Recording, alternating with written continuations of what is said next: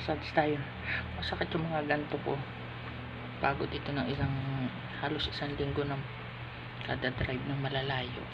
Sakit ang ganito. Masahihin natin yung sarili natin. Dahil wala tayong taga-massage. Ayan.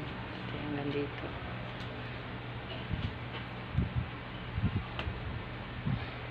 Hindi na pa bang pikasin. Talaga pag matanda na. Ito. Ano ang ugat ko?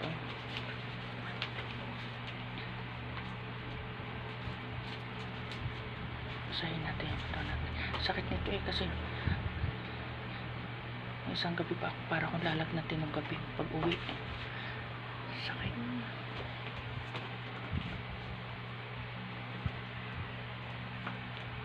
Sakit. Yan. Massage natin yung sarili natin.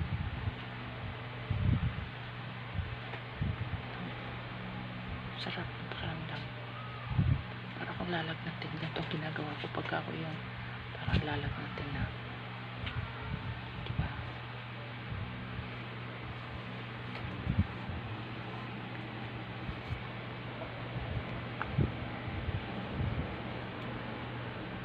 Haplas na.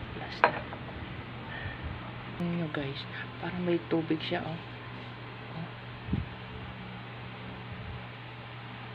Inanon, parang napasa lumalabas yung tubig habang minamassage ko. Tingnan nyo, lamig. Naka-aircon ka tapos pinapawisan ka. Yan. Diba? Nakapasok ka, galing ka doon sa kotse, naka-aircon tapos lalabas ka, sobrang init. Tapos doon sa pinagmitingan namin, naka-aircon din kami, sobrang lakas ng aircon. Paglabas din namin, init pa rin. Pagpasok doon sa kotse, naka-aircon pa rin. Maghapon kaming nasa loob ng aircon, kaya parang yung hindi ka sanay sa aircon, tapos mababad ka sa aircon ng buong maghapon, parang sakit sa katawan. Kaya ito, ayan, tingnan nyo, parang puro lamig basa, parang tubig.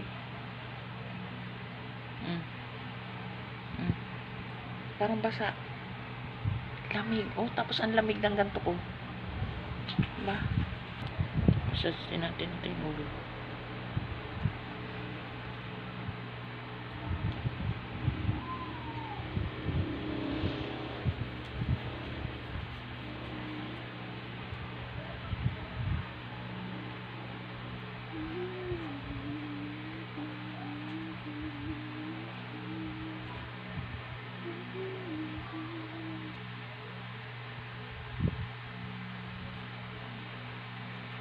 Ganyan ang pakaramdam ko.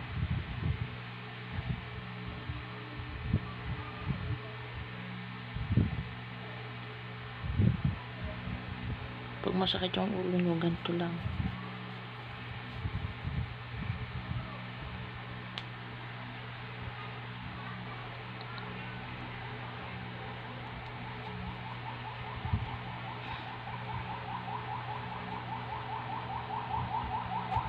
Ang sarap ng pakaramdam.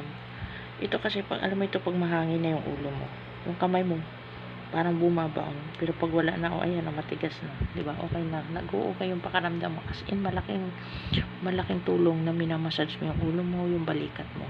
Once na masama yung pakaramdam. So, guys, thank you for watching. Ingat po tayong lahat. And thank you so much sa aking Team Love Alive Me. Sa aking Pioneer 1, Pioneer 2. Sa buong nanonood ng aking video. Love you all. Thank you. Mama, chup chup.